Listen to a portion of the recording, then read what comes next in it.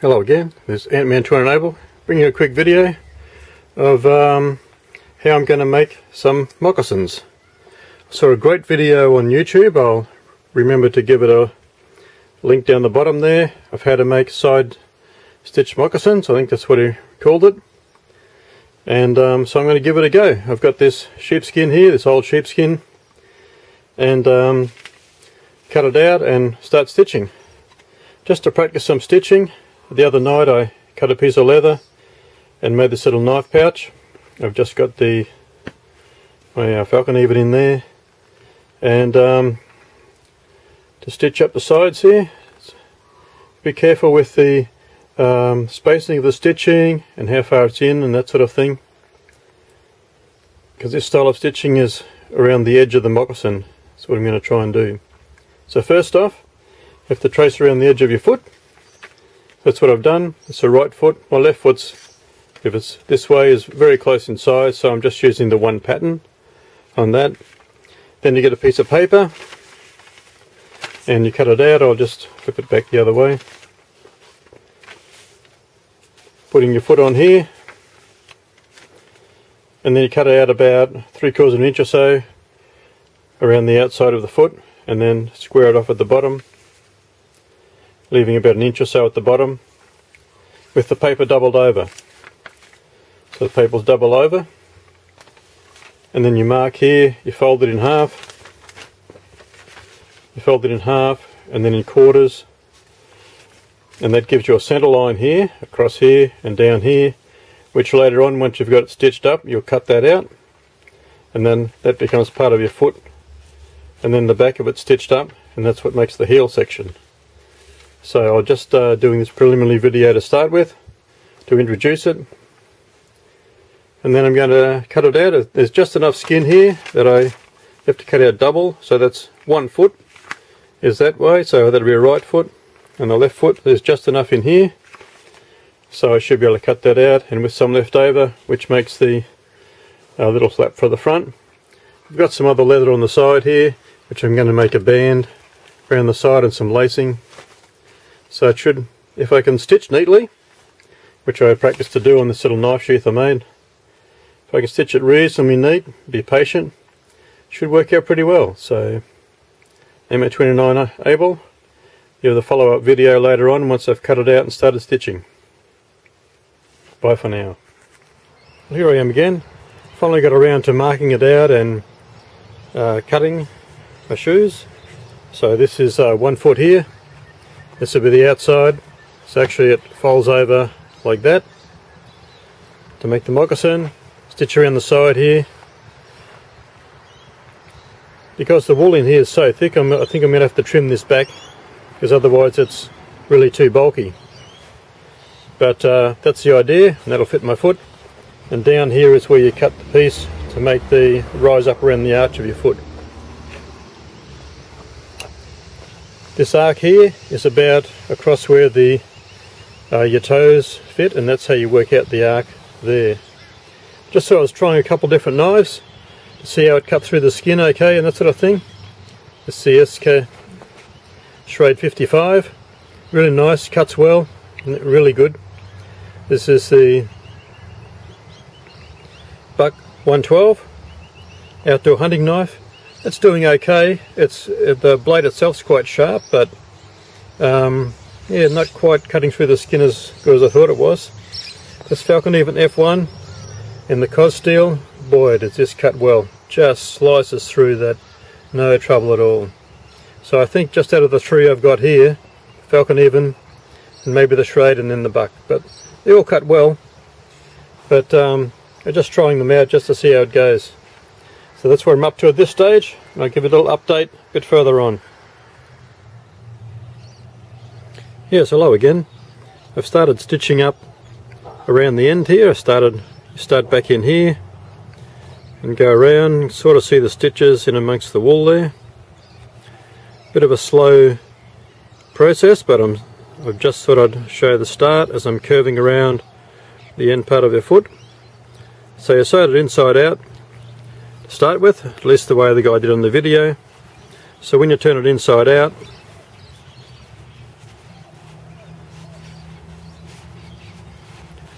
It goes like that, and either be your left foot or your right foot, depending on how you cut and finish off the end there. So working out fairly neatly here as I get around the corner. I think there's a bit too much wool inside here, and I might have to trim that back a little bit because it's quite bulky, but I don't want to cut too much back because I want for the warmth and the softness in my foot there. So we'll just see how that works out. And I'll continue stitching, and I'll show you how to get around the corner and when I finish this foot. There we go. Back shortly. So here I am, back with my moccasins stitched up on the side. I think I did a reasonably good job. The stitching around the side. Turned it inside out, a little bit of a tight squeeze, and I've cut down the centre, which the guy shows on the paper how to do, and cut across this way. Now what's happened is, because of all this excess wool inside, my foot a bit of a problem in getting right to the end here, which means out here I can't wrap this around my heel properly to stitch it in. So, and then you fold up the bottom section to enclose the heel. So I think I'm going to have to add a little piece of wool, a little piece of thing under the end here to extend this a little bit longer, and then fold up the end. Or I could just leave it open, I suppose, but it doesn't look so neat. And a small issue I've come across is the arch of your foot. So your foot comes down to here, then starts to go up, heading towards your ankle. So if you've got a higher arch in your foot, this line isn't really the appropriate spot. So in my case, I probably should have cut across here, extended this down, and make my foot slide in a little bit better, so this would fold up there, sort of thing. So that's just to bear in mind if you're making one, to custom fit it to your actual foot. But so far it's working out really well. Really pleased with the way I did the stitching. Takes quite a bit of time to stitch in neatly there, but so far it's working out pretty well. So back again when I've stitched up the other one, and I've come to some way of fixing up the back. Hello again. Here I am back at my workbench.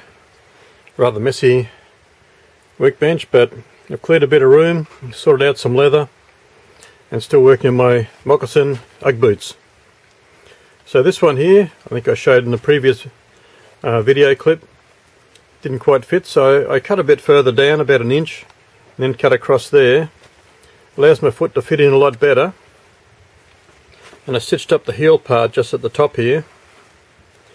So the measurements is correct as per the sheet when I first measured my foot, going right back to the very start. So you take an outline of your foot, the basic outline, add about 3/4 of an inch all the way around, an inch or so, something along those lines. But because of all this, the wool inside here, it makes it a lot thicker, so thereby making the inside of the shoe here, the moccasin, smaller. So anyway, learn from experience. I think if I was to just make them out of leather, some leather moccasins, this would be the size to use, no problem there. I did find, I think I pointed out, that this way of folding here and folding didn't quite work, and need to make it a little bit longer, more towards the toe end here. So I've done the other one, stitched up here, so this is the left foot. Stitching goes around to the outside. Takes a while there and you get a little bit sore fingers. And this one I cut back to the same length as this one up here, so I've measured the same length. My foot slides in really well. Really nice and comfy inside.